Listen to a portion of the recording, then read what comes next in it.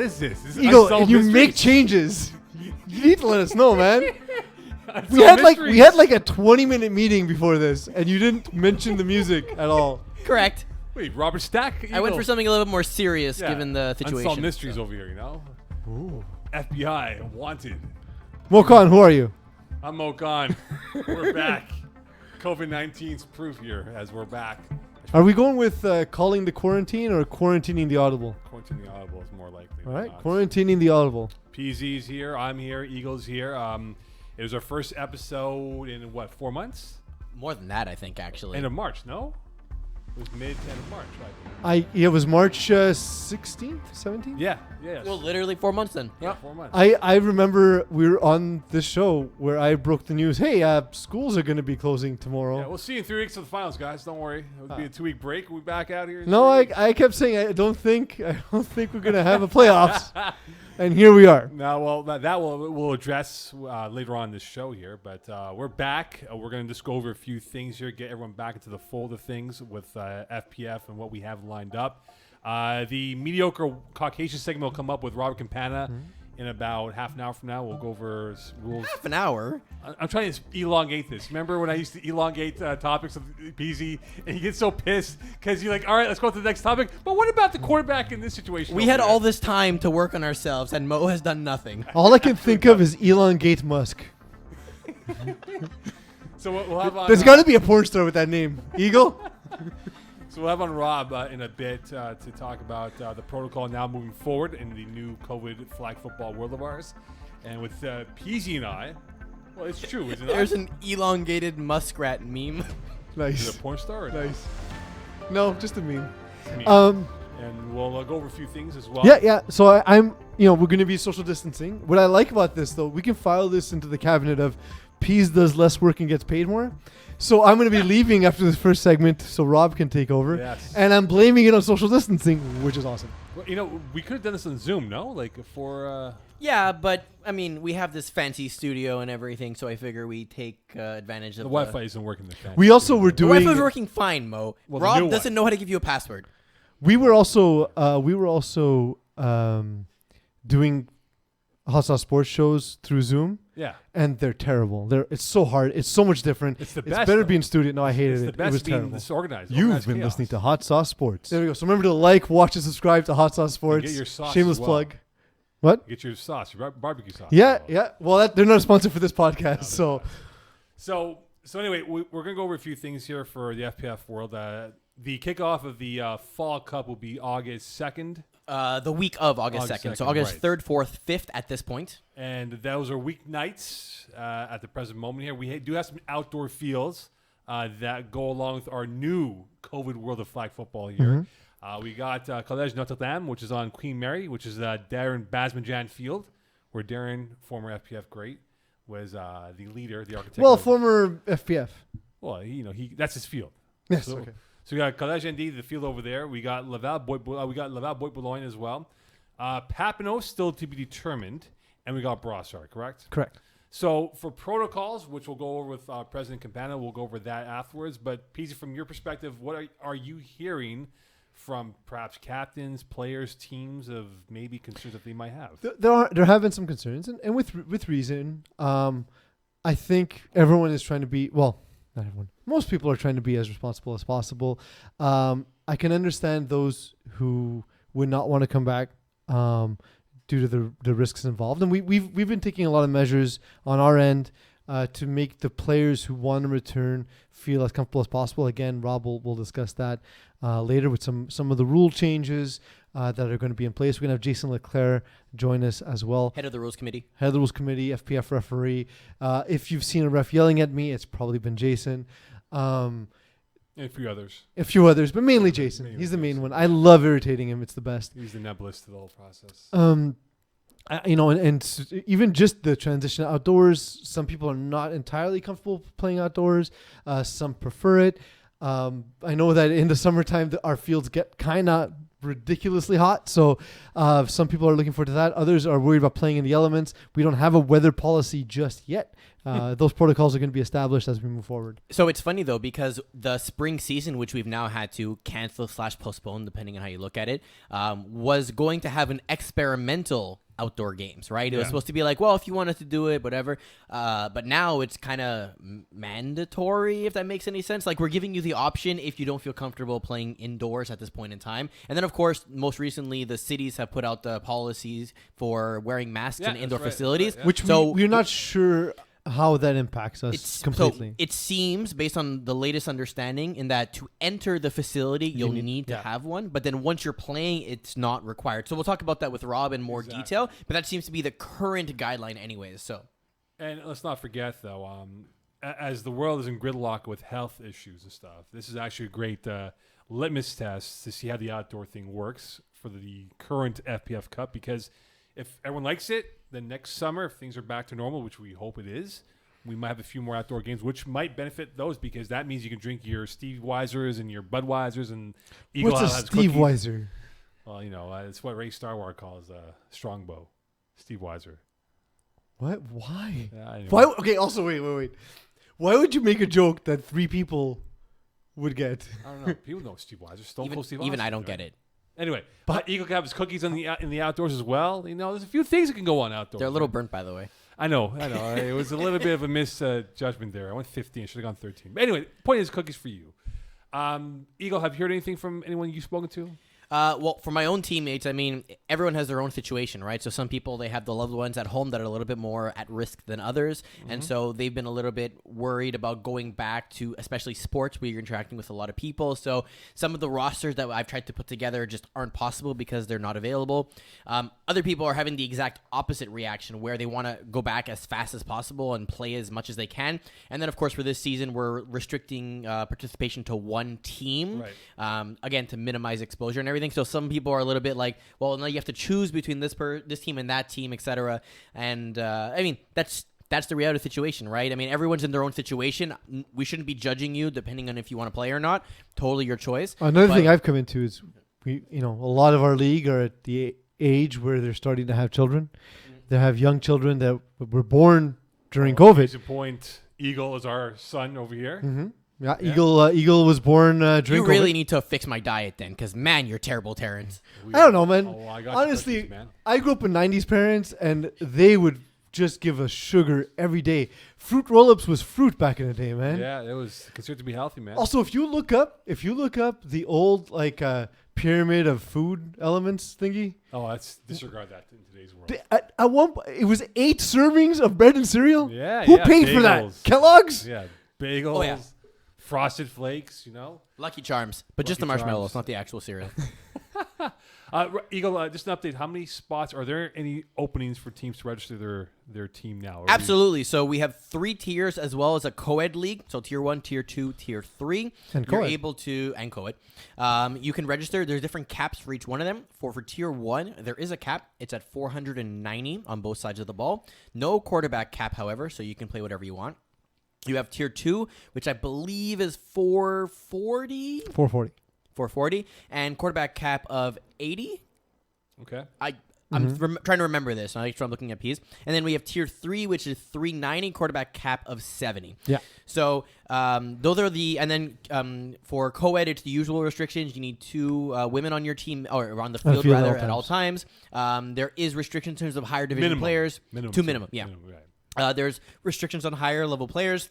Over a certain cap amount, there's only a certain number that can be on the field at the same time. And I believe there is a quarterback cap. I just don't know it off the top of my head. I think also it's don't 85. remember. Yeah. All right. Just quickly, go though, ahead, for as we're discussing sort of the breakdown, every fall, we kind of strip down the media coverage a little bit just because the format's going to be a little bit different. There will be a Calling the Audible show. Myself and Eagle will be on it. We're waiting on most confirmation. Probably me as well. Articles. I just realized I hadn't discussed this with you yet. We're discussing it now. Yes, we are. Okay, I'll see you. Moe Khan, here on the spot. Pease, you're going to be happy. I've been working with our website guys. We have a new article editor coming out. Thank God. the Is it experience James for Floriani? everyone, readers and writers alike, will be James Floriani very is much the editor improved. now. Is that what it is? Again, a joke only 7 people understand. We will have 2 articles, an English article and French article that are league-wide. We are probably going back to divisional articles in the future, but we've never really had that for fall because there just isn't as much content as there is in other Absolutely. seasons. And we actually cover a ton on the podcast, and our coverage is a little bit different in fall than it is in the other seasons. All right, and finally, before we wrap it up here, of course, this will go from August, September, October. Finals will be early to mid-November. Am I correct? Correct. That's right. Yeah, And we're aiming to then- end at mid-November. And just to go over quickly here, we'll talk more about with Rob Campana. The winter season, question mark. What was The the ending 2020 gonna winter be? season. The 2020. Stop eating during the show. It's the best. He's like, "Rah, rah, Did you rah, miss rah." me?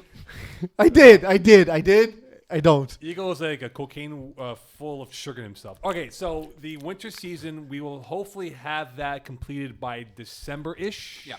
And we'll get more into details with Rob about that as well. And Because I actually won my last game and made the playoffs, and I was very wild. excited. I was Yeah. very excited. Well, think about it this way, right? It's sort of like if you have injuries, nicks, and bruises, you're healthy for that run. You Yeah, know? you hope. So we'll talk more about that with Rob Campana here on Quarantine the Audible. Or Calling the Audible. quarantine? I forgot what we went with. Whatever it is here. It's our first show. We're back. Quarantining the quarantine. Exactly. So we'll be back with the mediocre Caucasian leader in Rob Campana, and we'll talk more about what is the new protocols for FPF for the Fall Cup coming up in a month's time. All right, welcome back here to the mediocre Caucasian hour on the Quarantine the Audible, as Peeze was with us, and we were riding high. Now we went to a real lull in the show where we had to get serious about things, and we welcome in the president of the face of FPF, Robert Campana. Hey Mo, thanks for having me. This is your show. It's your show. It's not really my show. You kind of control things from your palatial castle. Yeah. In parts unknown. All right, so Rob, we're in a new world of COVID-19, of course, that has handcuffed a lot of things. We'll talk about the winter season a little bit later on, what's going to happen with that, moving hopefully towards that portion of the year. But for now, we are moving towards the FPF Cup, which is normally held after Labor Day up until late November. But this year it's going a little bit earlier, early August until late to early November, or late October, early November. Yeah. So let's get your thoughts, Rob, of your perspective from your viewpoint of what's going behind the scenes of COVID-19 with what you're thinking of in terms of, hey, let's have this FPF Cup come to life in August. Yeah, thanks, Mo. I mean, look, obviously we were all, caught on our heels in the month of March when all this, kind of took flight. And ever since then, obviously, we've been working hard to try to plan ahead, even in those months, in the early stages in March and April, where we had no idea when the green light was going to be given to sports like ours. But we've been working hard to ensure that when we did come back, it would be in such a way that we'd be creating a safe environment as possible for our players. Obviously, we ran a survey a few months ago. We got a lot of feedback. Over 300 people responded to our survey, so we really appreciated everything that people had to say. A lot of people actually added tons of really valuable commentary within the survey, as in addition to just answering the questions. So taking all that, lots of guidelines that were set forth by government. Federated sports organizations like Football Quebec, Soccer Quebec, Football Canada.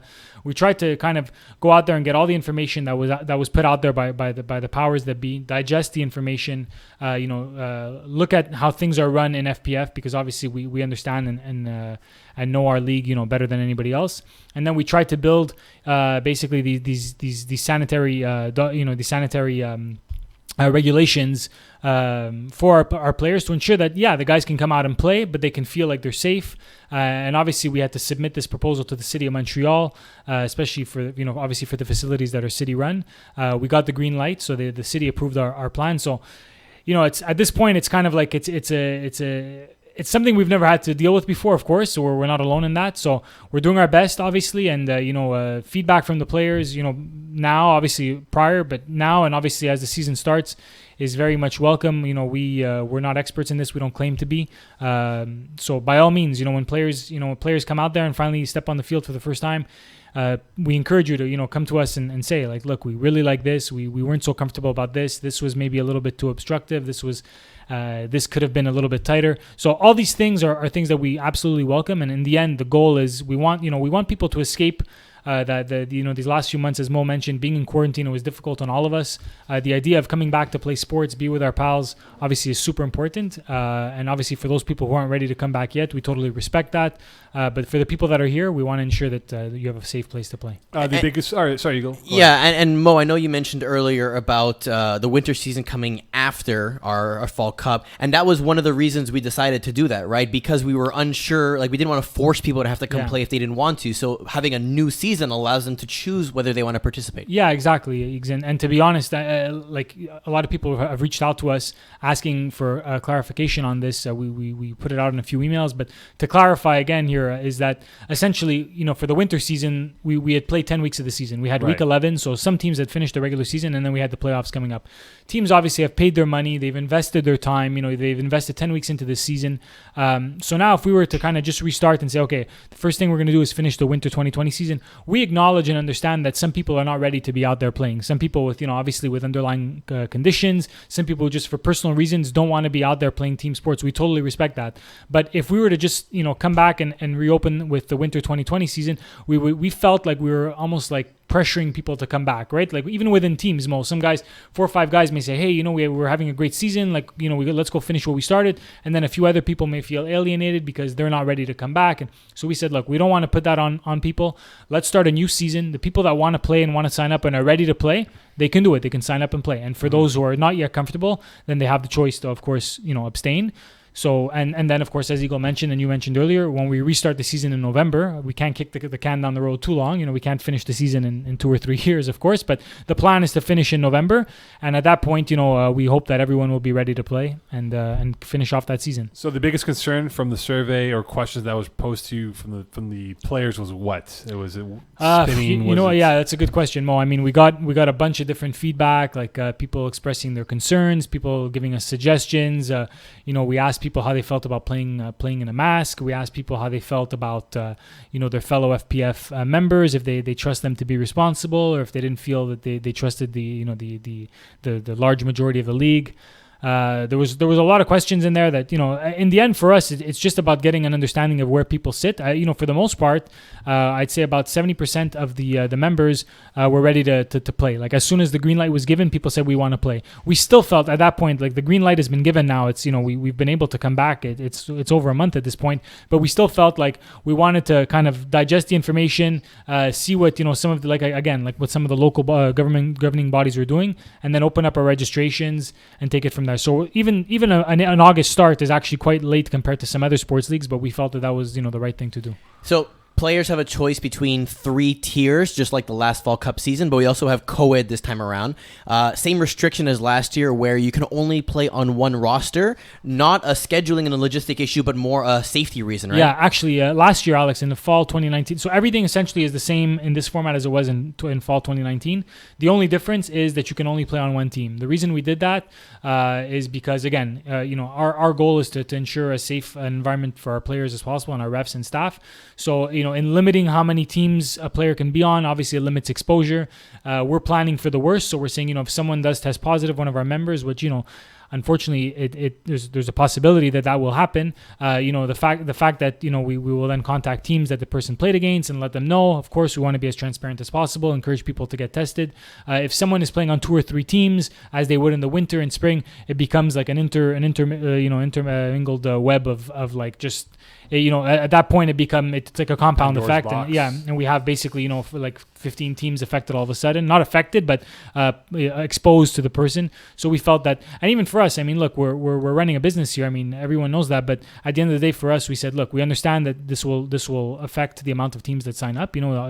Allowing people to play on multiple teams usually brings up the registration numbers a bit because people have different groups of friends that they want to play with. But again, the main priority here is creating as safe an environment as possible. So that's why we put that rule in place for this Fall Cup. All right, so we have the tiers, we have the Fall Cup in place. Let's talk about the sites, because of course there's the indoor and outdoor. We'll talk about the indoor rules first and the outdoors after. So what are the sites this year for the FPF Cup? Where will they be playing this year? Yeah, so this, Mo, again, planning the season different than any other season we've ever planned before. So originally, all the games are supposed to be scheduled Monday nights, Stade de Soccer, Tuesday nights, Complexe Sportif Bell and Brassard, and Wednesday nights in Laval, the Multisport. After looking at things, after seeing, of course, the government put forth some bylaws about masks and so on in the last few weeks. So we decided, and we've been working towards this for a while, of trying to get more games outdoors. We decided that we want to try to move as many games to outdoor fields as possible, just because the issue with masks, obviously the powers that be, the experts out there, in the medical fields and public health have mentioned that it is safer to be outdoors. Generally speaking, most people feel that way. So, but a lot of people do prefer playing indoors just for the format that we have. So we figured to offer both. Through our Sched Builder platform, as we always offer to players, they can select, like, do people want to play the majority of their games or all their games outdoors, or continue to play indoors, a mix of the two. So now, due to that, we've actually cut out the Stade de Soccer. We'll be playing Monday nights in Laval, Tuesday nights in Brossard, and Wednesday nights at our new outdoor field at Collège Notre-Dame on Queen Mary. A.k.a. Darren Bashman Field. That's right, yeah. Darren Bashman Field. And we'll see, again, depending on registrations, we may add, or depending on availability. Dealing with outdoor fields is something new to us, even for myself, running FPF for 16 years. We have our contacts with the facilities and great relationships there. Dealing with outdoor parks, you're dealing with the city. It's a whole different process. And there's a bit of a backed up, feel this year, obviously, because of all the delays. So if other fields open, we may actually offer even more outdoor parks in the schedule. In the case of rain, and I was speaking to Eagle about this off air. Yeah. Let's say there's like a thunder and lightning. We understand there's Yeah. a delay, no ifs or buts about that. But if there's like a heavy downpour, or there's like a typical rainy night, Yeah. what is the case in that moment? Are we delaying games? Or are we going through the storms and being tough about that? Yeah, no, it's Mo, it's a fair question, because we've never had to deal with this ever before, right? We have to deal with like snowstorms in the winter, but that's more from a transportation standpoint, not from actually affecting the game itself. Dome collapses, though. Yeah, dome collapses are a whole different ballgame. Yeah. But again, it's a fair question. It's going to have to be something that we're going to have to finalize now in the next couple of weeks. At the end of the day, we want players to play in a safe environment. Like, now, of safety aside from COVID-19 purposes, we don't having people play like in a downpour is probably not something we want to do. Yeah. So we're gonna have to decide where we kind of draw the line.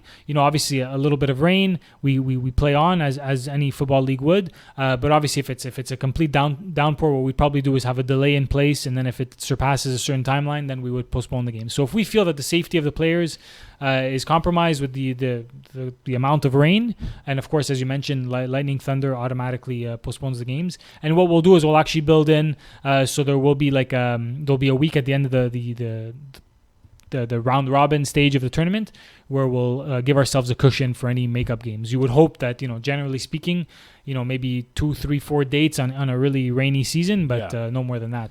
Okay, so let's go now we'll start with indoor first. What is the protocol now for players when they arrive to Brossard or to Laval to play an 8 p.m. game on a Monday night or Wednesday night, for that matter? Fair question, Mo. So first things first is game times will be staggered this season. What that means is that generally we have games starting at 7, 8, 9, 10, one after the other, with obviously, overlap between the games. So teams come onto the field, just as the final whistle blows for the last game.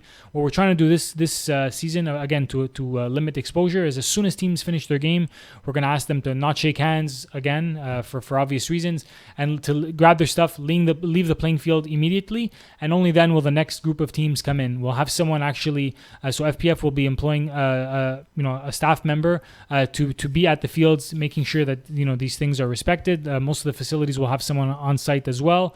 But so that's the main thing at the indoor fields, and of course we're gonna have sanitizer, all this type of stuff available for our players. But at the indoor facilities, we really want to be safe, because again, these are facility owners that have people come in and do random checkups on them. So this is not a joke. I mean, the players, I think we're all mature enough to understand that this is our health that's being put as a priority. So I think that I trust that the FPF community will come together and say, look, we're going to be mature here. We'd like to get on the field and warm up and so on, but let's let the game end. Let's let them clear out, just like on getting on a metro, right? You let the last people come off and you hop on. So I trust that the maturity level of the players in the league, along with the measures we have in place, will be respected. What about uniforms? There is a new rule in place for uniforms, but most importantly, make sure your uniforms are clean before playing. Yeah, of course. That goes without saying, right? I mean, you hope that people will take sanitation even more seriously this year. But as Mo mentioned, there is a new rule regarding pennies. So generally, the FPF, and it's something that I'll mention a little bit later as well when we go over the rules with Jason, but essentially FPF offers that service where if you show up to a game and two teams are wearing the same color jerseys, we offer you a set of pennies. This year we will not do that. Again, for sanitary reasons, both for the people wearing the pennies and for our staff that is then responsible to clean them. So what we will ask teams to do this season is to basically have a second set of shirts, which will be white T-shirts. Everybody has a white T-shirt that is old and wrinkly. We'll ask people to marker on a number, and that essentially can be used as your second set of jerseys when there's a duplicate game. Okay. So Mo, you can't be as intense on enforcing the jersey rule this time. I will be intense if I'm scorekeeping. Never know what I'm doing, right? Never know what I'm doing at FPF. Okay, so what about in terms of the team captain? Given the score sheet roster, I know we talked about this off air. Has that been determined, and what will be done for the roster to not be too close to the scorekeeper of, hey, this is who's playing, who's not playing? You know what, Mo, and I'll let Eagle chime in on this because he's the technology officer and leader here, all things leader here at FPF. I put on my LinkedIn profile. But essentially, shut up, did you? Essentially. Oh my God. This is something, again, there are issues that are coming up now in the new COVID world that obviously are urgent matters right now, but are also things that going forward, like looking back, the fact that we still had captains come in and have to write a score sheet with a pen and paper when most people don't write anymore on a day-to-day basis, or asking people to come and dictate their roster to the scorekeeper right before the game when they're scrambling.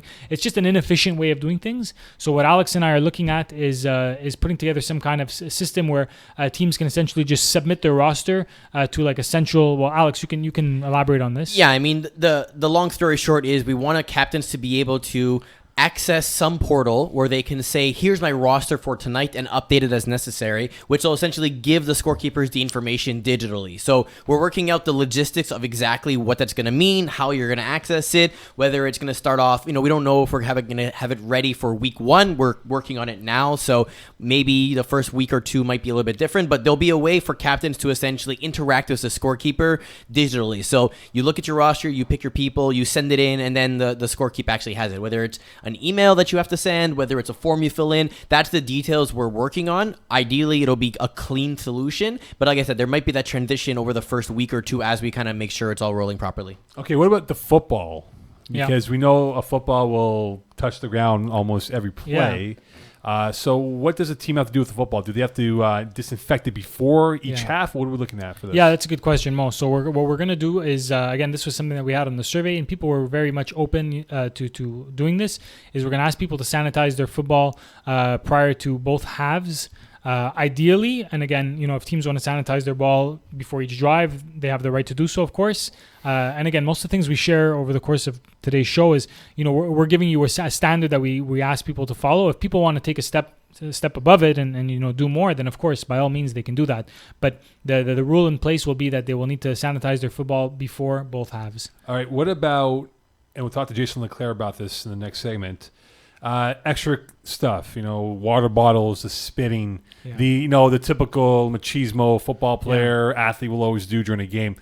Obviously now in the COVID world that we live in, we can't be doing that. So how important is it for players to realize, hey, I can't spit or let alone spit my water onto the playing surface, which could be touched by 10 different other guys? Yeah, that's fair. It's look, it's not even necessarily. I mean, I know what you mean about general sports machismo, but it's also just this is something that's in our subconscious as athletes. Just like when you watch a baseball game and guys fix their jock between each pitch and they fix their cap, and it's things you're doing without even noticing, right? So a lot of guys are used to just spitting, very often during a game. Already, it's not the most sanitary thing, especially on a turf and not a grass. But this season, for obvious reasons, this is something that we're absolutely going to avoid from happening. So now Jason will elaborate on how penalties, we'll start off with a warning, and then obviously it'll follow with a penalty. Some people, and again, it's hard to satisfy everyone. Some people will be like, come on, you got to be kidding me. You're going to flag me for spitting. Well, we're asking you to understand that under the current situation, spitting is actually quite dangerous. So it's one of the most dangerous things you can do this season. And then other people will be upset that we're not penalizing someone on the first goal. We're trying to be fair with people. We understand that, people deep down, if they know that it's not right, but sometimes you can't even control it. It just happens. Same thing with a mouth guard, Mo. That's something also so mouth guards, especially for those who've played in FPF Junior or just generally, when I play personally, I always wear a mouth guard. I think it's a safe thing to do. We don't enforce it in FPF in the adult league, but it's always recommended. But, again, there's the types of mouth guards. We're all familiar with them that we pop into our mouth, pop out. those will actually be forbidden this season. So what we will allow is the larger, like the lip protector mouth guards, kind of with like a lot of tackle guys will use that's strapped onto their helmet. Anything that doesn't oblige you from actually reaching into your mouth. Again, sanitary purposes. We don't want people touching their mouth. You don't have to hear it from me, of course. Any public health reminder or notice that you'll see will tell you don't touch your mouth, don't touch your nose. Try to avoid that as much as possible. So obviously, reaching into your mouth after every play, I would say that look, we all want to protect our teeth and we all want to avoid concussions, but I feel like putting yourself in a position where you're constantly reaching into your mouth all game is probably the worst thing you can do. Right? And for those who are curious to know what Rob's trying to describe, look at a pacifier mouth guard. That's what it is. Yeah, like the Michael Irvin pacifier mouth guard. I'm going to use the opportunity since you mentioned junior. There's no junior league coming up for fall, at least not at this moment, right? 'Cause I know there's been a few parents that have been asking. We're working on something, hopefully to offer something in the fall, but we're still waiting on a few different. AKA variables. Madden tournament. That's what it's going to be about. Okay, so obviously now no spinning, no the mouth guard thing's been addressed. You talked about the team benches for indoor games. Guys have to leave ASAP. What about the bench? I know we're talking off air about that here. Are we still up in the air about what that? The team What, Mo? That was actually a point that you brought up, and I thought it was a great point. Look, again, we worked very hard on putting together that document that we shared with the city, that we shared with our players and staff. But again, it wasn't it was impossible to build an exhaustive plan that covers every single aspect. That's a great point Mo brought up. Is what do we do with the benches if people are going to sit on them? So what we'll have, and of course our scorekeepers will all have like spray bottles with disinfectant. So a great idea that Mo brought up is after each game, if a team has people sitting on the bench, sometimes people show up with six players, we will spray down the bench, and then people can wipe it down if they will, or just let it dry on its own. But essentially that's another service that we'll be doing. But when people arrive at the field, that's the most important. Is we're going to ask people if they're wearing gloves to use disinfectant on their gloves. If they're not wearing gloves, to disinfect their hands, and of course the football as they enter the field.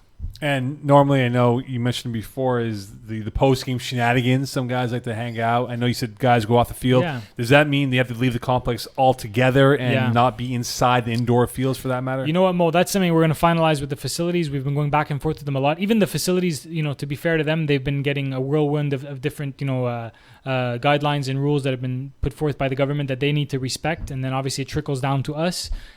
So I will confirm with the FPF populace about what people are actually able to do after the game. In some cases, like again at the Stade de Soccer de Montréal, which was a little bit more strict. On the stricter side, it's a municipally run facility as opposed to the private facilities that we also occupy. So there it was, you show up for your game, you absolutely have to leave immediately after. There's no lingering at all. You have to not even outside.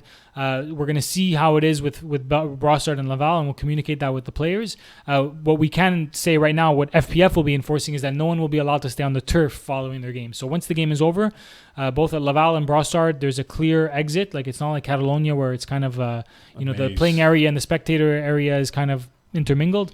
So at our two indoor facilities, we'll ask people to clear out immediately after their game. And this FYI, for those who don't recall, last year in Brossard, I even posted up on the Facebook wall, those who want to drink on the parking lot premises of Brossard, that's a no-no. Can't happen. Yeah, of course. These look, we all, I play sports too. I play softball after the game. Everybody enjoys having a nice beer with our buddies, and we acknowledge that buying, a pack of 24, a case of 24 beers, a little less expensive than going to Brossard's bar or a lot of these other places. But again, these places they have liquor licenses. It's like you don't show up to McGibbon's with your own beer. Same thing there. So they're pretty strict about that. Obviously. Yeah. Rob, what about facility changing room? So obviously coming to a game, you have to put on your uniform. Leaving a game, you want to take it off. Some people want to take a shower and everything. So do we have any guidelines from the facilities about that? Yeah, again, Brossard and Laval, which are the two indoor facilities that we'll be using this season, we will not be using any other indoor facilities. It's confirmed. We may be adding some outdoor fields. They will get back to me within the next coming days with a final list of guidelines. I know, again, Stade de Soccer, which we're not going to be using in the end, they were closing off all locker rooms, so players didn't have the option to use them if they wanted to. So then what do you do with your stuff? You just leave it on the field and they yell at you? Well, what you're supposed damn if you do, damn if you don't. Yeah, what you're supposed to do actually, technically, yeah, exactly. At Papineau, that would have been but again, a lot of us are going against our usual rules here in these times. But at Papineau, the rule would have been you have to show up to the field ready to play, like in your uniform essentially, and change in the car. Now again, I don't know how strict the other facilities will be, and we're trying to find a common space where obviously we want to be strict. We want people to leave the field, but maybe some people will want to bring a water bottle with them. Again, bags is something we'd prefer people don't bring on the field. Again, like people, I think everybody can understand that the goal here is to keep the environment as safe as possible. This is your environment. You're the ones that are on the field playing. We want to make sure that you have the safest environment possible. So if that means, limiting bags, limiting other things, then it's a bit of it's a fair compromise to make, I think. Yeah, there's a lot of rules, but again, it'll be in the FPF guideline book, or is it guidebook or guideline sheet? What are we looking at here? What's the term? It's the sanitation rules that sanitation are on the rules. website right now. There you go. As you're seeing it right now on your screen. So just in case people get lost, there's a homepage that basically give you the return to play, which is basically a walkthrough of how we came up with all this, and then there is the info tab, which essentially gives you the actual breakdown of what those things English and actually French are. as well. So exactly. And so again, if you have any questions, email the league. info@FlagPlusFootball.com. Yeah. I haven't forgotten yet. I've been here for too many years. Okay, so outdoors, anything of note that we should mention? We talked about the weather delays, the outdoor ecosystem elements, but from a player perspective, do they need to be ready to play right away, or can they change? Well, what's nice about the outdoor fields most, they have obviously a little bit more space to warm up. There's 2 turfs at Collège Notre Dame. We're on the smaller one, so there's only 2 7-on-7 games going on. Well, 6-on-6 in FlagPlus, but like they're called 7-on-7 fields for soccer. So there will be some space on the sides. Will be a little less strict, and again, I'm going to finalize all these details and send them to the players in the coming days with regards to each facility. But again, outdoor and indoor are 2 different animals. I think during this pandemic, I think that people understand that on the indoor side of things, we need to be a little bit more strict. Outdoors, I think that as long as people kind of stay within their own corner, if they want to warm up and so on, then I don't see that there's really any problem with that. And I know this is not a COVID question, but what about parking at Darren Basmujan Field? Yeah, good question, Mo. I actually asked the other sports organization that we're subletting the fields from, because that's what we're doing this season, and they confirmed that there's a free parking lot that's available in the times that we're playing in the evening. So, because that's obviously a big thing when you're playing, it's a great location, center of the city, but obviously just like Loyola, when there's no parking lot close by, it could be a bit of a pain. But they've confirmed that there is a free parking lot right next to the field. All right. So anything else you want to bring up for the outdoor situation? No, I think that pretty much covers it all. We'll send out to all the teams that are registered. A lot of this information we've put out, we've shared with everyone. But of course, the teams that are registered for the season, we'll be sending you guys a lot more detailed information that in the lead up to the actual start of the season. Don't hesitate to ask questions. Email questions to the league or to Eagle or even to myself. I'll be like, I have no idea. Just email the league. That's how it is. Go ahead. I'm gonna play Doomsday predictor for a second here. There's obviously been talk about the second wave and what could potentially happen. So for winter, we are caught off guard, but for the Fall Cup, we do have a contingency plan if ever things go bad. Yeah, and I mean, it's obviously important that you bring this up, Eagle. We hope that obviously this doesn't occur, and I think that generally in Canada and province of Quebec and Montreal, we've done a really good job in the last few months of flattening that curve and hopefully limiting a second wave. But Eagle is right. Obviously in March, the season was postponed, and we were all caught off guard. This time around, we're saying, look, if something like this happens again, where we need to be quarantined, where basically the government waves the flag and says sports leagues need to shut down immediately, then what we'll do is we'll offer prorated refunds. So that'll be shared with the players as well in the lead up to the season to say, look, if it's canceled by this date, well, this is what you'll get back, and so on and so forth. Again, we hope this doesn't happen, and it even sucks to have to bring this up, but we're all adults and we all understand that there is some kind of risk. One thing or 2 things I'd like to mention as well, if I can, is one is there was going to be show. Yeah, well, FPF is going to ask players, of course, to sign a waiver form regarding COVID-19, as all sports organizations, gyms, anyone is asking their members to do. Obviously, to acknowledge that there is some sort of risk. I think that we're doing our best to limit that, as all kinds of gyms and other sports leagues are doing. I think everyone is working hard to do that, but at the same time, we do understand that there is a higher risk if you're participating in a sport than if you're just staying at home. That goes without saying. So we will ask players to fill out a waiver form and acknowledge and accept the rules that we have discussed tonight to ensure that you play ball. The second thing that I want to bring up, and it's actually a discussion that Mo and Alex and myself and some of the other FPF administrators have recently had, is the idea of taking temperature of the players when they arrive at the field. It's something that we're still debating on because there's arguments on both sides. People, say that the readings could sometimes be inaccurate depending on, if the person arriving was sweating, and they ran to the field because they were running late and they're running a high temperature. Their AC broke. Yeah, but they have a weird haircut out, like Mo. Yeah, but generally speaking, again, there's the answer to that is, we could still tell people, look, you can grab a seat for 5-10 minutes, cool down. We'll take it again.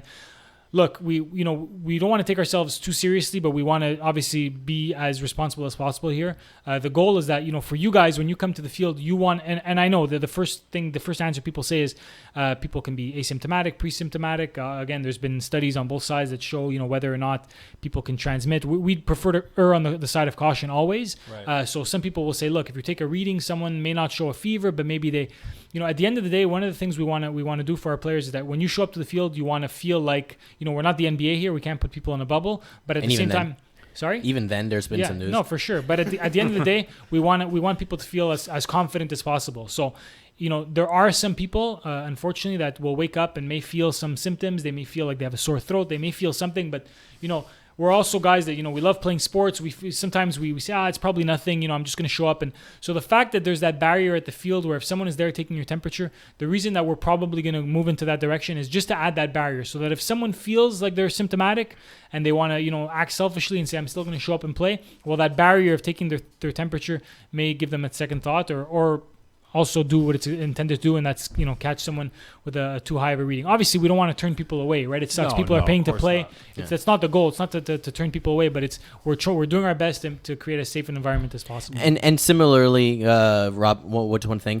If a player does end up with a positive COVID test, what should they be doing to let us know? So is it emailing the league? Is it their captain that's responsible for that? So how would you like them to go through that? That's a great question, Alex. And now, actually, to be perfectly honest with you and transparent again, this is new for all of us. And when we were working on this document, this was really the point of contention that took us a few days to, again, we want to see what the government decided because, we understood that we our goal is to be transparent as 100%. So we're going to ask, to answer your question first and foremost, is we will ask both the player and the captain to contact the league immediately as soon as they know to let us know if there was a positive test that came back for any player in the league. Hopefully that doesn't happen, but the chances are that it is possible that it does. Now, what we're going to do, realistically, after speaking to some government bodies, after speaking to some people in the public health, logistically, if we were to essentially quarantine, let's say as an example, the team that the player is on, the team that they faced, let's say in the last 2 weeks, the referees, the scorekeepers, logistically, it would, any sports league, I think people understand, again, we understand that we're assuming some kind of risk, but at the same time, people aren't joining sports leagues to just have them shut down in 2 weeks because of one or two. Again, this is different than if there's an outbreak within a league. Knock on wood, of course, that would never happen, but that's different. But if one person is to test positive, what we will do and what the government and city have passed agreed upon our plan, they've green lighted it, is we will contact the teams that the player has played against over the last 2 weeks and ask them to go take a COVID test. We'll notify our scorekeepers, our refs that have been exposed as well. And of course, if anybody feels symptomatic, we of course ask them to stay home and not show up. Obviously, if someone tests positive, we'll of course not allow that player to come back until they can prove a negative test to us.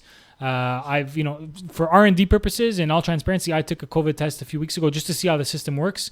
It was pretty smooth. Again, this was before the bar outbreak, but so that's caused some delays. But generally, I took a test. Within 2 days, I had my negative response, and I was emailed. I asked them for proof, so they sent me a negative form. So generally, if something happens within the league, I think that the league asking players to have proof of a negative test is not too much to ask. Again, I did it myself, and it was very seamless.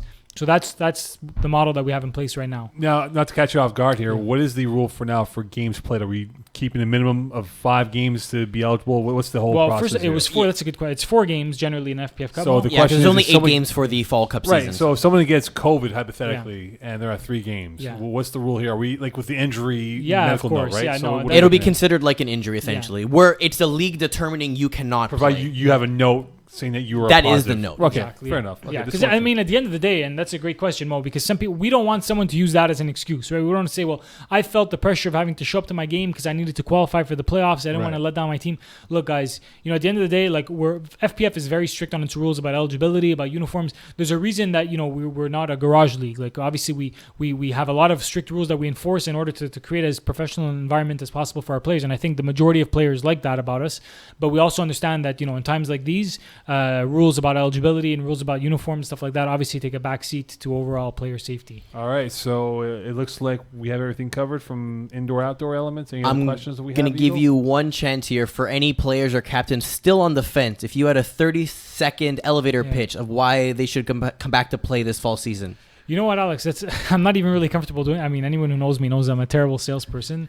I think if someone is 100% comfortable and ready to play, like I have a young baby at home. I've made the decision to go to play softball this summer. I understand that there's some kind of risk involved. I think that it's like any other risk. I think that but I've chosen to do that. So I wouldn't want anyone to come and play this season if they feel like they have 1 foot in, 1 foot out. I would actually prefer that someone like that maybe takes the season off and comes back in the winter startup in November. We want people to come out here and play and feel like they're ready to play, they're comfortable. We want it to be a fun environment. When people show up to the field, we want it to be like usual FPF. Obviously there's gonna be a lot of rules to follow and respect. But when you show up to the field, we want you to have fun. We don't want you to hold back and feel like I can't give it my 100% because I'm afraid of like getting too close to someone. Or that's not what we want. We want you guys to feel as confident and comfortable as possible. And obviously, as we mentioned throughout this whole discussion, we will do our absolute best to ensure that we, above any other sports league, will take all the measures that we need to take in order to create that environment. So let's say during midway through the season, we're now transitioning from the outdoor to the indoor, games, and the government goes, all right, everyone's got to wear a mask when they play a sport indoors. Yeah. Is there a plan in place in case they ask the league or anyone? Well, to play the with rule, masks? Mo, like again, the bylaw was passed in Montreal first 2 weeks ago, and then last week in the province of Quebec, and then from there, the information was trickled down to gyms and to sports facilities, arenas, where you have to wear a mask, and that is the rule, by the way, because I don't think we've discussed it. Is that when you enter into the facilities like Brossard, Laval, you will be obliged to wear a mask. Up until you get onto the field and play. So as it stands right now, it's the same thing in a gym, right? I don't know about your gym. My gym, you have to wear a mask in the common areas, but then when you work out, you don't have to wear one, right? It's again, the decision is the players. If they want people feel more comfortable wearing a mask or wearing like a tube over their nose and mouth, they can do that. But right now, they do not have to. If the government changes its stance on that, well, then of course, if especially if we're at a point where we're playing indoors only, then that's going to be something that we're going to have to kind of roll with. As it stands right now, the government, I don't feel like they would go in that direction, Mo, to be honest. I feel like if it gets to a point where they're really worried about sports, I would see them shutting down sports before they oblige people to wear masks. And then we have a plan for that. Because there's arguments, again, speaking to Alex's brother, who's a doctor, Dr. Michael We'll talk to him later on the show. Yeah, a lot of doctors and a lot of health practitioners and people in the know have come out and said, like, as much as obviously masks, I'm fully on board with wearing masks in public areas, but a lot of people have said if you're playing high intensity sports, and again, I'm no expert, but just quoting those people, it's not the best idea to be limiting your oxygen intake when you're running at full speed, and it could lead to other issues. Right. So I don't think the government would go down that direction, but if they do, we'll have to roll with the punches. All right. So if again, you mentioned before, and there's guys who probably won't play because of the health, which is perfectly fine. Yeah. So if the Fall Cup goes off without a hitch and the remainder of the winter season goes off without a hitch, 2020, are we expecting to see 2021 start of the winter year be on time, or are we going to wait a couple weeks before? Yeah, no, good question, Mo. Yeah, the winter. I mean, look, again, if everything goes as planned, winter 2021 will start off in January like it always does. But for the people who are diehard FPFers and are really like dying to play football, the next few months are going to be a lot of fun because we're going to have the FPF Cup season run from August till the end of October. We'll take a few weeks off. We'll resume the FPF Winter 2020 playoffs in mid-November. That'll run till about the first or second week of December. Then we'll shut down for the holidays for 3 or 4 weeks, and then we start up again in January. So there's going to be a nice long stretch of football. I think hopefully it's going to be a lot of fun, and hopefully we'll have, again, the winter playoffs. We always say best time of the year for FPF, and that'll be run kind of in a new time right now. It'll be November, kind of early December, so it should be a lot of fun. I think a lot of people will be excited about that. And if there's NFL, don't worry, your NFL Sundays will be untouched. Monday Night Football could be the one affected if you have a game on a Monday. But yeah, exactly. We'll have to see how that goes. Eagle, you know what I'm looking forward to? Duns. That is correct. It was ruined in April. It won't be ruined now. I'll see you in December for Duns. You're going to have a nice puts in? No. Didn't we have a bet or something? Yeah, that's why. No, hold on. I won the bet. No, I won the bet. No, you didn't because the Women's League wasn't confirmed. Oh, maybe you're right. Yeah, because I wasn't for... Anyway. That's because Peeze was in last. Peeze was going to buy us. That's another story for another day. We'll talk about that during an Audible show, Quarantine the Audible. All right, so we covered everything. If you have any questions for the president, again, you can email the league, even to Eagle or myself on Facebook, whatever it is, PZ, Simon Dagenet, and we'll do our best to answer the questions. And again, there will be angst within the mindsets of some of those, but we hope to bring and hopefully have a smooth transition of football for everyone to enjoy and get their minds off of what's gone on in the last 4 or 5 months in the real world and have your weekend warrior mentality come back for an hour or so. So there you go. So come up next, we got the head of the officials. What is it? The Rules Committee? Chairman of the Rules Committee. Chairman of the Rules Committee, Jason Leclerc. He'll join us. And we'll be joined by Dr. Eagle, the smarter eagle in the Dakla clan of eagles. You're not wrong. Well, if we do like a We're smart in different ways. Oh man, I like to do like a Jeopardy contest, Like I think I'd win. I'm better at trivia. But this is overall, right? Like if we do like tasks. He's better at memorizing. I'm better at doing. Oh, that's a good tail of the tape, man. It's like Masvidal against what's his face, sir? Usman? Yeah, exactly. I'm pretty sure we all know how that went. Yeah, exactly. Dr. Eagle would win. All right, so we'll have Dr. Eagle on later on, and we'll have up next Jason Leclerc, and stay tuned here on the special COVID-19 edition of Calling the Audible Quarantine Styles. All right, welcome back to the Caucasian Mediocre Hour here on Quarantine the Audible, as we're back in the fold of things here. Eagle in the nest, joined by the President Campana. We had a very boring conversation in the last segment. Kind of fell asleep, actually. You know, it's very important, though. I know it's important stuff here, but let's welcome in my tag team partner on many, many nights of working together as the fourth official or third official. He's the first official, Jason Leclerc. Good evening, good morning, good afternoon to you, Jason. How you been, sir? Pretty good. Thank you very much, Mo. Yourself? I can't believe we're back. I thought we would have done this like Zoom style, not in physical presence, but we're back in the flesh. Mo, you do realize he's in the same time zone as us, right? So it's clearly good evening. But if people watch this later on, though, Eagle. That's not how introductions work. When you say hi to someone, not audience members, an You person. also forgot to mention that he's the head of the FPF Rules Committee. Well, hold on here. Come on. Listen. We'll get to that as well. The first official, the head of the Rules Committee here as well. So, Jason, let's get to some serious business here. Of course, COVID has handcuffed the world and has put everything to a complete stop, but FPF has risen from the ashes, and we'll have a league hopefully by August 3rd. Jason, let's go over the rules from your perspective as a referee and as an official crew of people that do games on a weekly basis on a Monday, Tuesday, Wednesday, Thursday, Saturday, Sunday nights here. What are the rules should we see from your angle that has been changed for this new COVID-19 world of football? So as we rise from the ashes like the phoenix here, I think it's very timely, like you say, to discuss this, Mo. So thanks for the intro. There's a couple of modifications that we'll be making to the rules and quite a few modifications that we'll be making to the standards of how we officiate. So I'll talk to that stuff. In terms of masks, I don't know to what degree you guys have already discussed this, but the officials will be provided with masks and or face shields, as well as hand whistles that are provided by the league. So, there might be a distinction between indoor games and outdoor games. That's all still being looked at, but quite likely don't be surprised if you see your friendly neighborhood referees with face coverings of some kind of a sort. And most likely using a manual hand-operated whistle, not the electronic kind that you may have seen that don't have very high volume, but a squeezable whistle that kind of looks like a balloon that you might have seen at your local swimming pool if you've been out to those lately. Talk to us about the protocol now for a coin toss, if there is a coin toss now. Because, again, we always have the captains and the referees converse, say no pockets, no jewelry, blah, blah, blah. But what is the new protocol now, if there is, for a coin toss that could be done for every game out there? Yeah, great question. So there will be no captain's meeting, no coin toss whatsoever. We're going to do this like we do in the playoffs. So the home team will just have the first choice of offense, defense, or side of field. And, from a reasonable distance, the referee will approach the home team captain and just say, hey, what do you want? You want the ball? You want defense? You want to pick a side? And then go to the other team captain real quick. But there will not be a captain's meeting. There won't be, handshakes going on in that regard with the officials or with the other captains either. And certainly no coin toss. Talk to us about, as we've seen before, right? This is the Weekend Warrior League. Everyone thinks they're in the NFL or one step away from going to the NFL. Talk to us about the conversation now with team captain or player.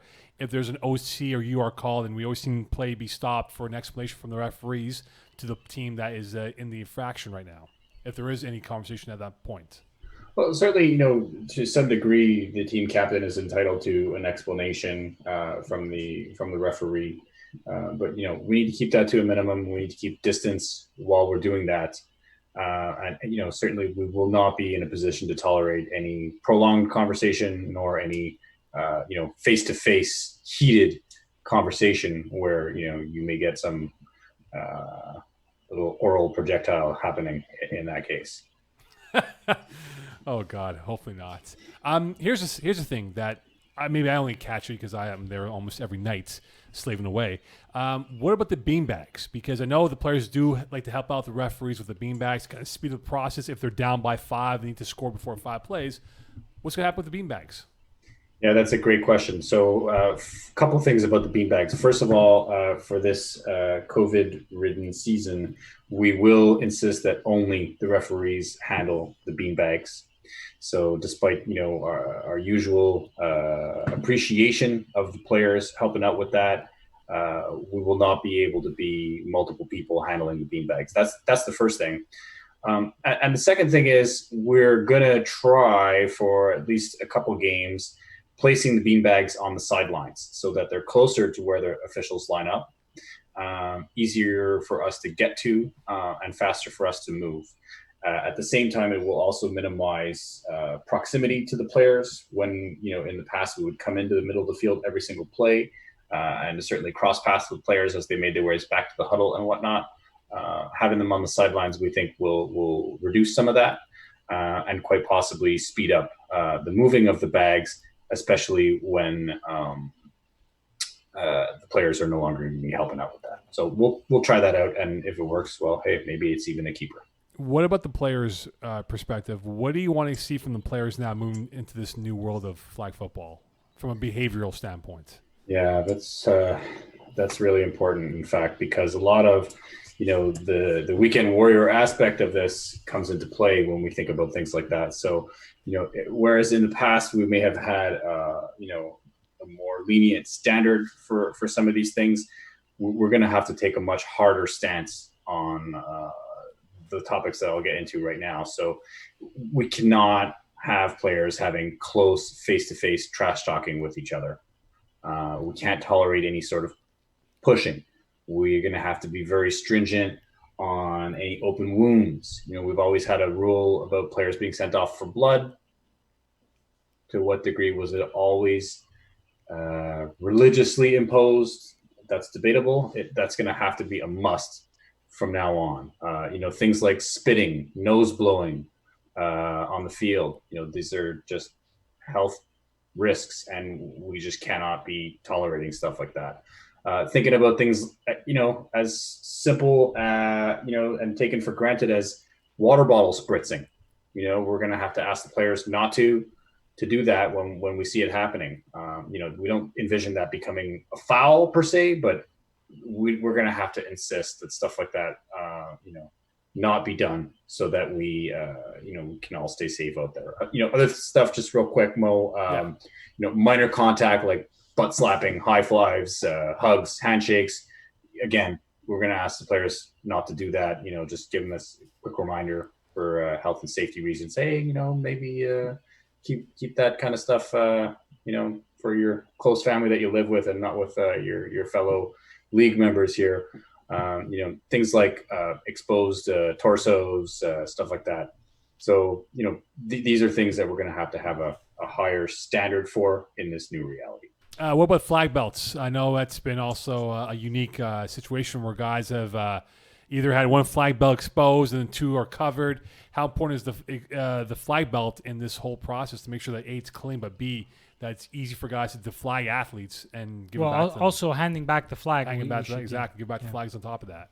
Yeah. Well, I would envision that we'll keep our same standards with regards to keeping the flags exposed and easy to pull. Sanitizing them will be, something that we'll have to insist upon, just like any equipment that's used at facilities. And handing them back is something that we've been insistent upon for years, but that we will no longer be as insistent upon for now. Or actually preach the inverse, right? Right, Jason, is actually preach the inverse. Yeah, As- let as the player awkward as pick that up his may own seem. flag. Or toss them back to them. Let's not have them toss it in somebody's face or throw it away in a nasty way. But we're not going to be chirping at them to hand them back. Now, Jason, will there be a warning or a penalty if someone were to spit or sneeze? Do the typical male macho machismo teamster spitting and nose phlegm going into the field? Yeah, so I think it depends a lot on where you're doing it and if you're actually spitting at or on somebody. Those are very, very different things as opposed to doing it on the sideline. With your teammates having a water break or whatnot. So if it's away from other players and opponents, especially, it's going to be a warning scenario. And if we need to, we will penalize for things like that. And even before the COVID scenario, if you're doing that in proximity of an opponent or spitting on somebody, that's punishable by law. Never mind by an FPF foul. So that'll be one very thing. strict. Sorry, Jason. One thing that has been almost like a party on the sidelines. How important is it now for teams to only be players on the benches and not the groupies or the extra friends who are on the sidelines acting as if they're the assistant coaches of that football team? Rob, do you want to take that one? Yeah, I mean, I think that the rules that we're going to have in place are that spectators, depending on the facility that we're at, so of course the indoor fields, as we know, are all set up differently. Places like Brossard and Laval, which are the two main facilities that will be using this fall season, have a spectator section. So FPF will be strict about only active players or injured players being allowed on the bench. So friends of friends, girlfriends, parents will not be allowed on the turf. This will be enforced by us as FPF, but also as the facility. And in some cases, like Stade de Soccer de Montréal, which we may not end up not end up playing at this season, they actually have a rule in place where no spectators are permitted into the stadium. So again, we're at the mercy of the facilities a little bit with a mix of the rules that we've put in. But as far as being on the team benches, Mo, we can confirm that it will only be players on the roster that are permitted. Fair enough. Jason, we know each division has its level of intensity and speed. So how will this be officiated? Because we know in division, say in this context, A and B, there's a lot more physicality than there is in, say, C or D, or maybe even co-ed.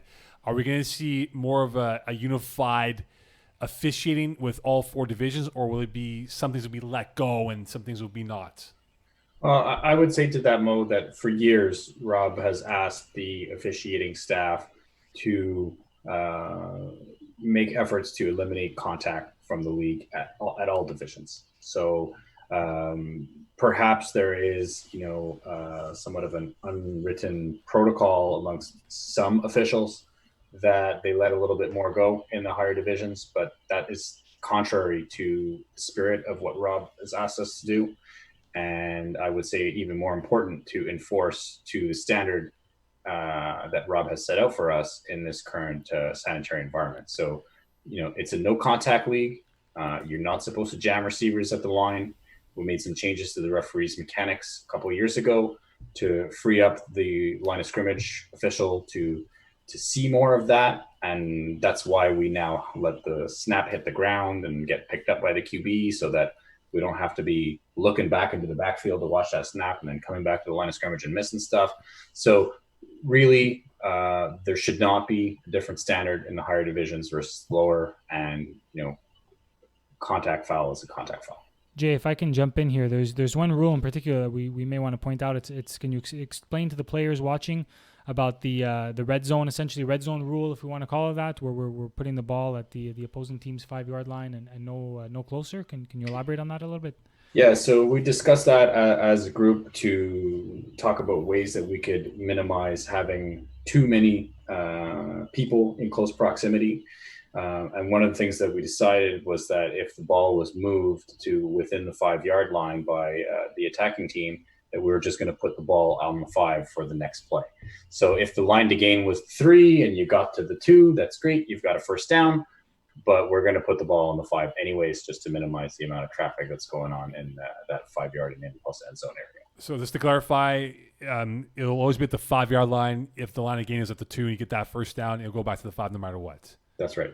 Yeah. Okay, so some people are right. Whoa, why is it not the 1 for? Well, did you not read the rule book, or did you not watch this highly viewed segment with Jason Leclerc, so that's another issue which concerns, of course, Mo and the rest of the staff as well as Jason is the rule about pennies, right? Jason, was something that we discussed, was that for this season, we know that FPF always offers that, to two teams. If you show up, two teams are wearing the same color jerseys. We don't require teams to have two sets of jerseys in our league. We always have pennies on hand. But for this season, just to limit, exposure towards other people's germs, and even for our scorekeeping staff to not have to bring home, these types of germs in this environment and have to wash other people's sweat, what we decided to do is we're not going to actually offer pennies this season. So an email will be sent out to all teams to have essentially a second set of like white T-shirts that you can marker on your numbers. We're going to make some exceptions to our rules this year, but again, it falls in line with some of the things that Jason's covered here, where we're definitely trying our best to limit any type of spread or germs, of course, through these times. I do want to take a moment just to go back to the red zone change. So that change is only being applied for this Fall Cup season, but depending on its reception, there's a possibility that this goes to the Rules Committee as a formal change, right? So from a player or from a referee perspective, Jason, is there anything you'd like feedback specifically from players to kind of help guide the decision in that they're in one direction or another? Yeah, certainly. So, let's just say we don't have the, pandemic to consider here. Anytime we trial something new like this, it's certainly interesting to get the players' feedback about this. And keep in mind, listeners, that there are player representatives on the Rules Committee. And, when the time comes for that, we'll solicit your feedback. But basically, what would be most interesting is those teams that run a lot of short yardage plays, a lot of crossing routes and stuff like that in close proximity to the goal line. Does the fact of having a scrimmage from the 5 and no closer take away tools from your offensive toolkit? And conversely, on defense, does it make it too difficult to defend? So that would be some feedback we would like to receive. That will not change what we're doing for this Fall Cup season. As I said, there's sanitary reasons why we're doing it, but we will certainly take that feedback into account for when the time comes to consider this as a permanent rules change. And quite frankly, Eagle, I'm glad that you brought that up, because a lot of the stuff that we're changing for this season is thought of to be for this season only, but sometimes when you make tweaks like this, it becomes really interesting changes that we want to keep, and anything that we've talked about in this segment so far could become the new standard and the new rule moving forward. Call it the COVID rule. Jason, just quickly here, I know you mentioned the beanbags perhaps being the sidelines of the referee. Will the position of the referees change at all, or will we have the standard head referee behind the quarterback or on the sidelines and the back judge on the opposite end? What's going to happen with the referees' positions? Yeah, we would keep them in their same positions. So in our 2 referee system, which is what we do for most of our games, the referee's on the line of scrimmage, and the deeper official is at 7 to 10 yards. So you would probably imagine if we're going to put the beanbags on the sidelines, we would put the line of scrimmage beanbag on the referee's side, as well as the line to gain bag, and the bag with the rush zone marked off at 7 yards would be at the deeper official's spot. So you can see the referee going back and forth a little bit more to pick up that line of scrimmage bag if he needed to.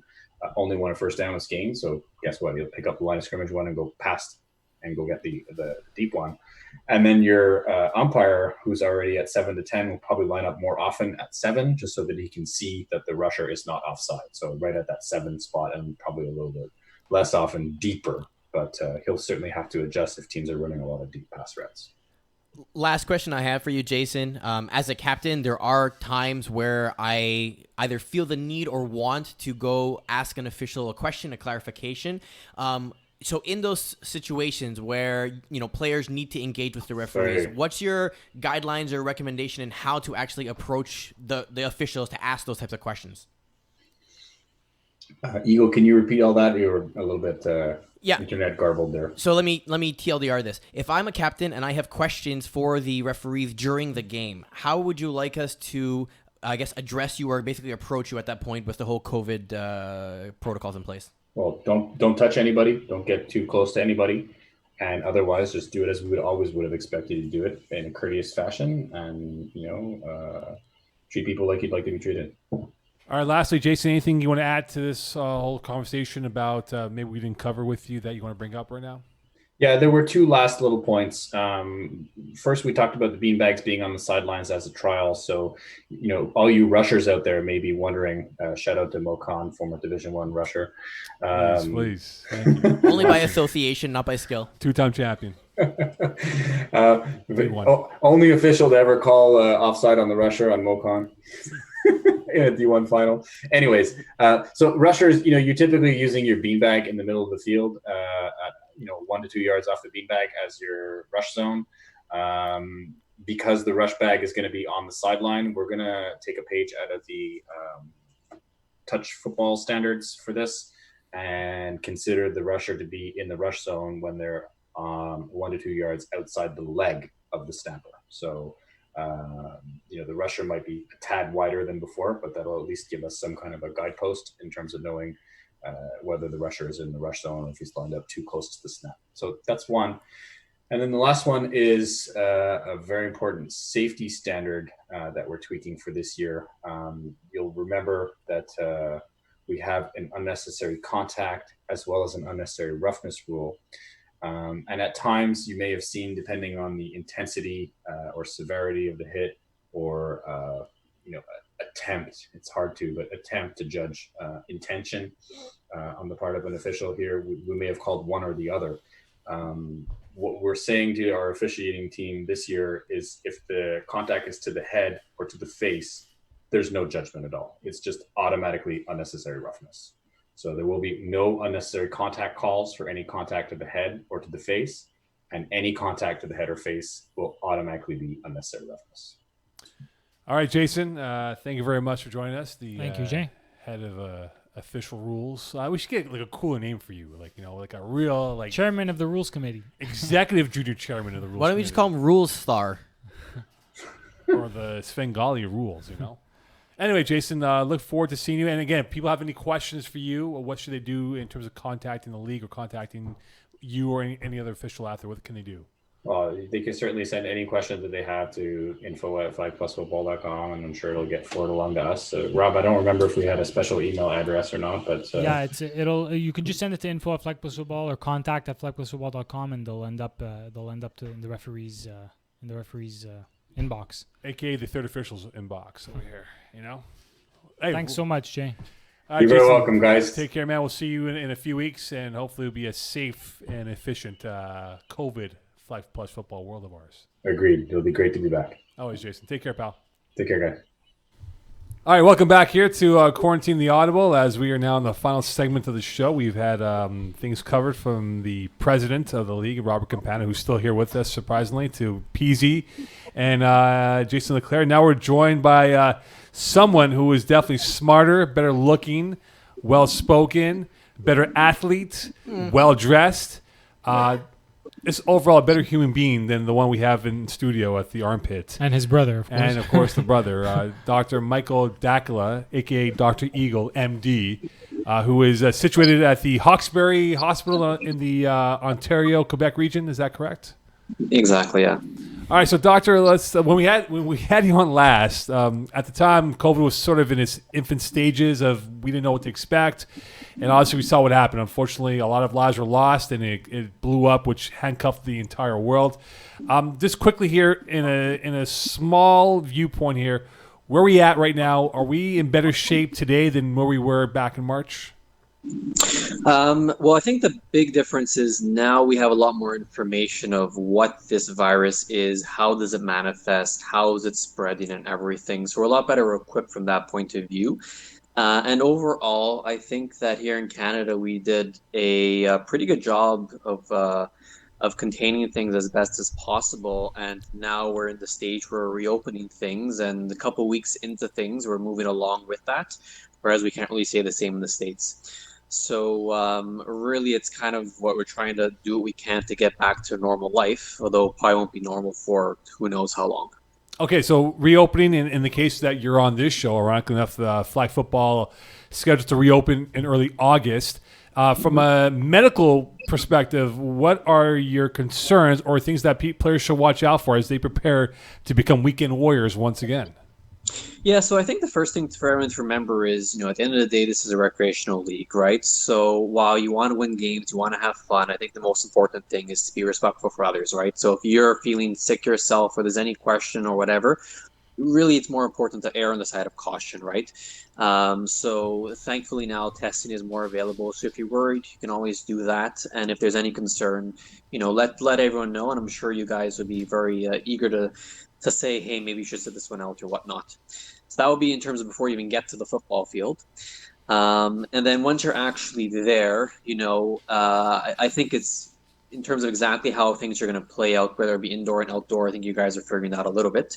At the end of the day, whatever it is, try to follow what the government is sort of saying in terms of the recommendations. But really, when you're out there on the field, there's a small little things that you can do that help, decrease your risk.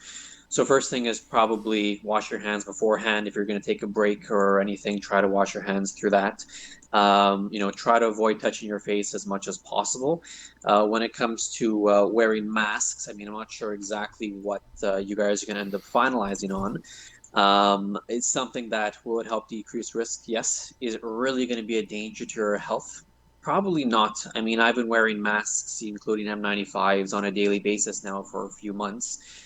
There's been times where I'm wearing it literally 8 hours in a row without taking it off and things. And really, it's something that even when I'm literally running around a few times, you can still breathe in it okay. So is it the most convenient thing? No. Unless you have specific health issues, it's probably not a contraindication and something you can do, particularly if you want to do that. You mentioned the mask. Obviously, if a player wants to play in a mask, there's there's always the other side of the theory of, hey, a mask will impede my breathing, and when you play a high interval sport like football, should anyone be worried about, hey, I'm not going to breathe properly, for that matter? Yeah, so in terms of, is it likely to be dangerous, let's say from that point, unless you have, severe asthma or some sort of allergy or whatnot, probably not. Realistically, something what I'd probably encourage people to do is try it out beforehand. Go for a jog, go for a run wearing a mask, see how you feel. I think a lot of people will be surprised that actually it's not all that bad, particularly, certain materials are better than others in terms of breathability. So it's something that you can always, give it a shot. And as I said, it's something that I've gotten used to, and it's something that really, unless it's extreme, like N95 filter sort of thing, a lot of these things are pretty breathable. You mentioned before about, don't touch your face, but obviously if you have a mask and you keep adjusting it, then that's like the biggest of no-nos, right? Yeah, and so that's where, in terms of trying to maybe try it with a mask in terms of how would it be to run around with it, walk around with it, or whatever, because there's no question that if the mask isn't well fitted, it's going to fall off your face. And even if it is, in terms of getting used to not going to your face and all that, it's a conscious thing. I mean, I can see myself, and I know a couple times I scratched my face in the past few minutes, and it's something it really takes a conscious effort not to do that. I think that everyone, take out your football life and your personal life, work life, whatever. Everyone's come across, but COVID's an international thing, really. It's across the world. So I think everyone's been trying to be conscious not to touch your face. It's something that really, when you get back on the football field, trying to keep that on the back of your mind. All right, speaking of touching the faces, touching the football and football gloves. Those are two key essentials for a football player to have, whether they play with gloves or holding a football. How important is it before a game, if not between breaks, to clean your gloves to at least minimize any germs on those elements?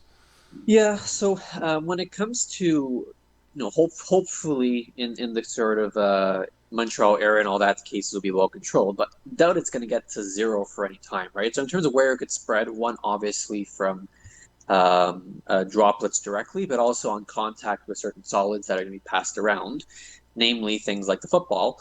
But also, if you think about it, the football gloves that you guys wear, for the most part, you wear in one pair that you keep for years and years. So those are things that, one, just from the way that these gloves are made, they're not really meant to be washed properly because they kind of lose the effect. So that's something where, in terms of, are gloves going to help your wide receivers? For sure. Is it necessarily the safest thing to do? Probably not, particularly that I think if you would try to wash those in a safe manner, probably going to damage the gloves realistically. So it's something that if people can try not using them, it might be more helpful. Or trying to watch the football more between snaps or whatever, that might help decrease risks. It's all these things where it's a game where we're not going to bring it down to zero, but wherever anything that you can do to lower the risk, there's definitely more pros than cons to that. Michael, go ahead, Mo. I was going to say, Doctor, how important is it after the game to wash your hands as soon as possible? Is that imperative for someone right away to, like, once you're done playing, go to the washroom or just take some hand sanitizer and just disinfect your hands right away? So hand sanitizer are definitely more easy to get a hold of. Really, that's something you can have on the sidelines. And when it comes to actually, washing your hands as well, ideally, if you can do it after a game, that'd be important. Or at the very least, the first thing when you get home. So, what I do is first thing I do, I walk in, take your shoes off, go to wash your hands before you change or anything else like that. So I think really if you're going to I imagine most people before they leave the football field, they want to change their clothing. Maybe they get in a habit in terms of trying to wash your hands with soap and water ideally, or at least if not hand sanitizers before you kind of change up and do all that. Michael, here I have actually a good question for you. It's something that we've been debating on for a while.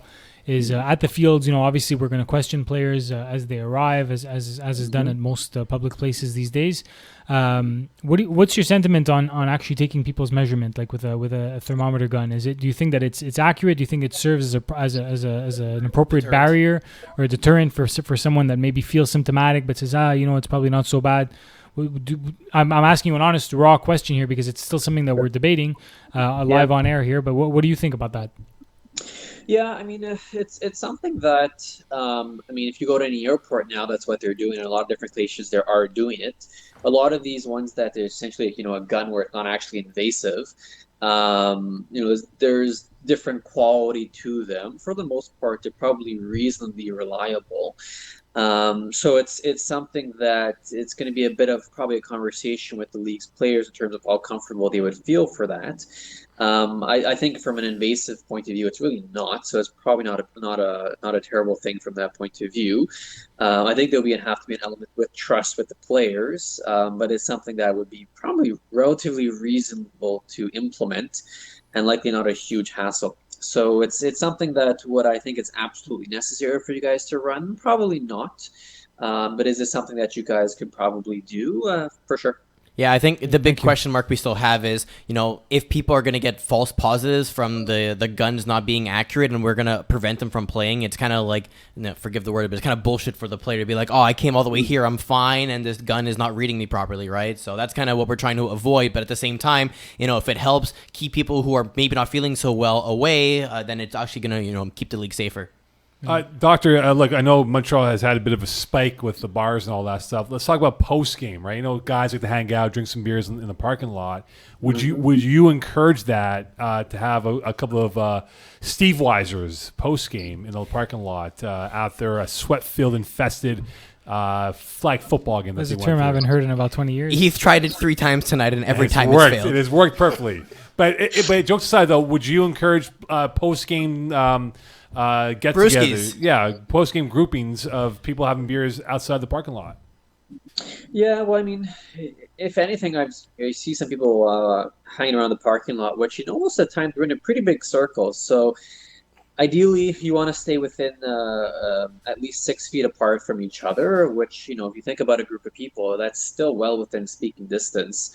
So it's something that as long as you're aware of what your space is, and you do things in a safe manner as possible, while respecting whatever the groups are and things like that. There's no question that when it comes to risks, outdoors is a lot less than indoors. A lot of it has to do with just the way droplets travel and trajectories and all that. So in terms of if, a group of 5-6 guys want to get in a big circle 6 feet apart and just talk about the game or life or whatever, that's something that would be reasonably safe realistically, except again, making sure that there's not going in for hugs, high fives, all that sort of thing. People are live in the same household, and then that's a different story, but I'm assuming the vast majority of people don't, right? So that's where you want to try to, as much as possible, respect your distance. The same token, I imagine when you're playing flag football, people are going to get within your space. So I can understand when people say, well, we're doing it on the field, why can't we do it outside? That said, we're going to try to do whatever we can to reduce risk. So I would say yes with caution. Okay, and finally, any last words of wisdom for us as we embark on this uncharted territory of COVID-19 flag football world of ours? Yeah, well, I mean, I think it's been an unprecedented sort of year, I guess. We're getting close to that. Overall, there's definitely some fatigue that people are feeling. But I think really, if we look at things and where they could have been, we've done a great job. So it's now just a question to try to adapting and making the best out of life. And if the plan to return back to flag football, which is something people enjoy, just everyone try to do their part that it can keep going. Because if worst case something happens and people don't respect things, then you might get things shut down. Whereas people try to respect the rules, I think everyone can enjoy their time. All right, one word answer, yes or no. Are we on the right track with this COVID-19? Yes or no? Yes. Awesome. Perfect. That's all I need to know. Perfect. Booking my trip next year. All right, Dr. Eagle, I every time I converse with you, I feel like I come back with a higher IQ, unlike your inferior brother over here. I bring you down, Mo. You bring us down dramatically, like crazy as it is. Not by average. I bring you up on average, but I bring your IQ down specifically. Yeah, practically. Anyway, Dr. Eagle, best of luck. Stay safe, and I hope the good news continues on for your hospital with the COVID cases now in single digits, knock on wood, until we get to zero, hopefully, in the near future. Thank you so much, Doctor. Thanks for this, Mike. Take care, guys. Don't forget to call Mom. It's her birthday. I already did. Thank you. Thank you, Doctor. All right, take care, guys. Dr. Eagle here with us on Calling The Audible as we wrap it up with the president of FlagPlus Football, Rob Campana. It's like the State of the Union address with Rob, right? You come in once a year, shake some hands from afar now. This is not. This hasn't been the most fun State of the Union address or fun period. I'm curious to know what the popularity would be of President Campana's reign as president of this 12% of this shipping container league of his. We are in a shipping container anyway. All right, so let's just wrap it up here, guys. President, I'll start with you, Eagle, then we'll wrap it up with Rob over here. Eagle, any last words of advice for those who are now starting to get their mindset into FPF mode inside a month? I'm just trying to get back into shape, run some practices on the side and everything, because I know week one's going to be rough. But looking forward to just seeing everyone again. As much as this is, a sport and we're competitive about it, there's also a large community we've built, and you start to miss some of the friendly faces you see all the time. And so it's going to be nice to just kind of have that again back in my life and be able to interact with people, essentially on a hobby we all enjoy, but then that extends into other parts of our life, whether it's business relationships, social events. So it's going to be good to just I haven't seen you in forever, right? This is nice. It's been I haven't months. seen you guys since March, really, right?